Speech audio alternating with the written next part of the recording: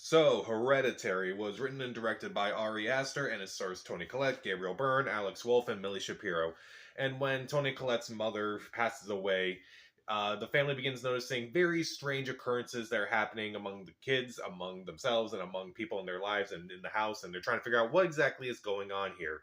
So, Hereditary was a movie that definitely looked very intriguing. It looked very scary. It definitely piqued my interest. Unfortunately, when it came out back in 2018, I could not see it in theaters. I was dealing with a few things at the time, and around the time it was playing, and when things resolved, Hereditary was just gone from theaters, so I actually did not get to see it in theaters. I saw it for the first time on Amazon Prime, I think.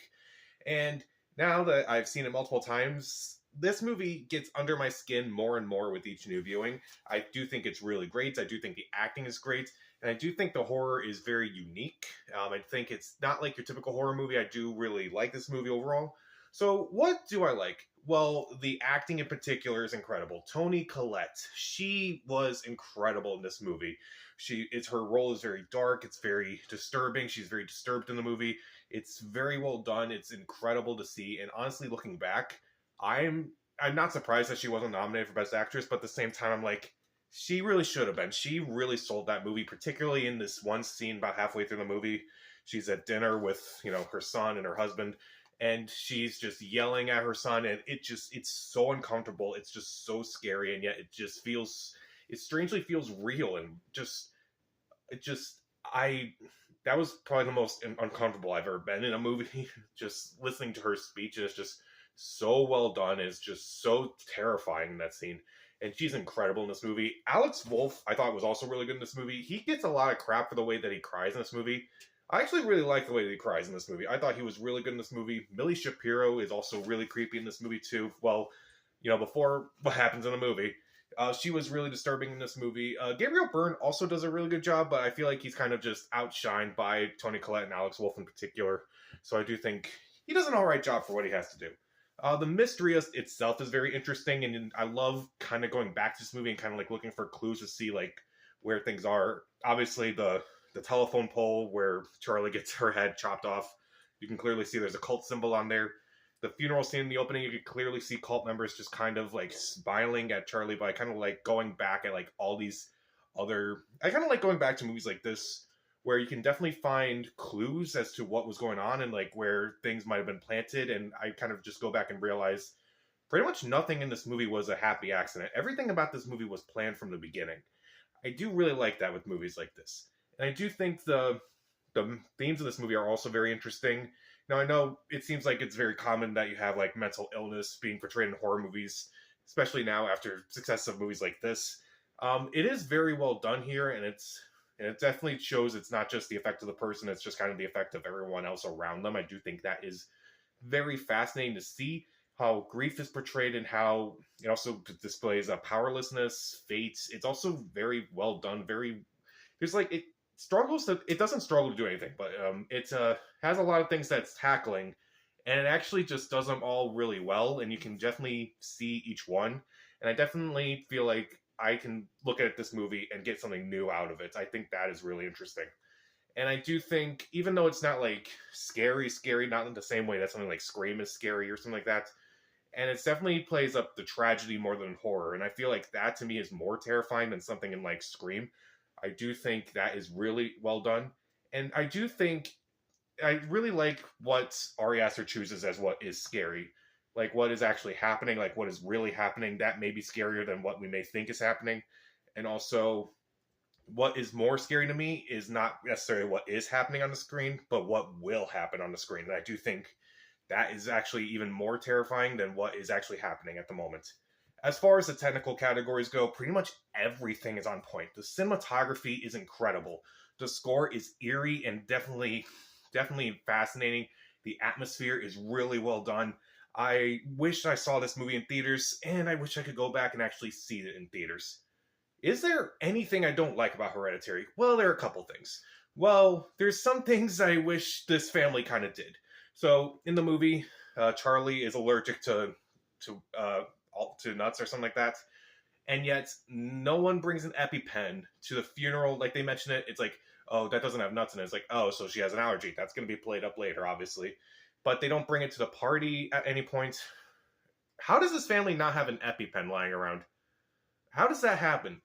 It just doesn't make sense. Also, at the end, when Payman enters Annie at the very end after she accidentally sets Steve on fire, um, how, and after she chases Peter upstairs and obviously he locks her out, how did she get back in? I know she's possessed by a demon at the time, but how did she get in there? Like, the window wasn't open. Like, he literally jumped out of the window by breaking it.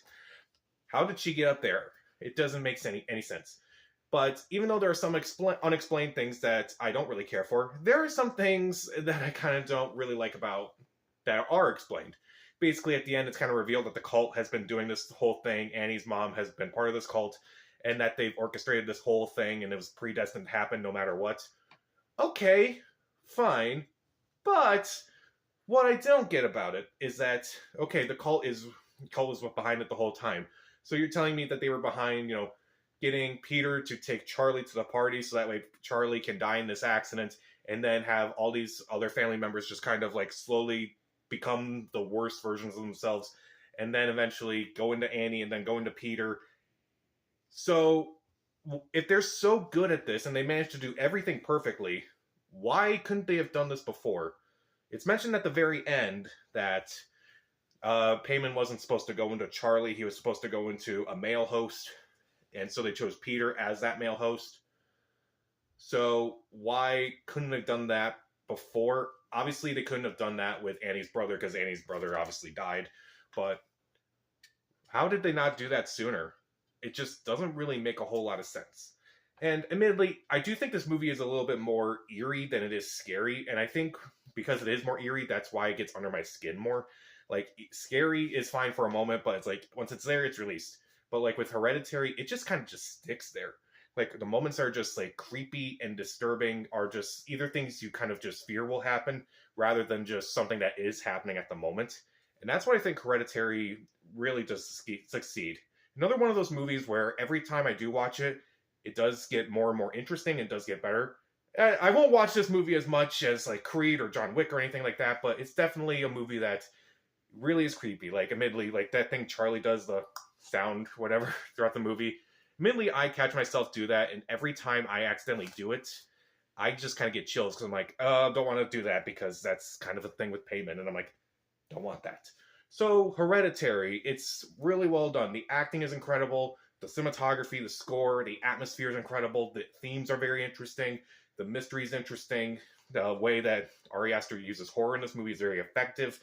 Even though I kind of don't like some of the things that you could really do, like, again, the EpiPen. Like, you would think for a family that, they are trying to avoid any tragedy as much as they can.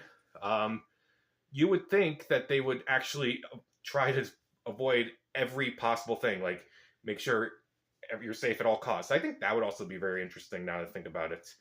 Like, if this family tried so hard to, like, actually avoid tragedy rather than just, like, accept, and eventually just, like, I don't know. Again, this movie I do think about this movie and think about its themes, and I always get something new out of it each time. So again, the acting's great, the score is great, the cinematography is great, the atmosphere is great. Pretty much a lot of the things in this movie are really good. I just don't really care for some of the things that the family should have done, like give your daughter the EpiPen every once in a while, and also kind of explain some things, but maybe don't explain some things.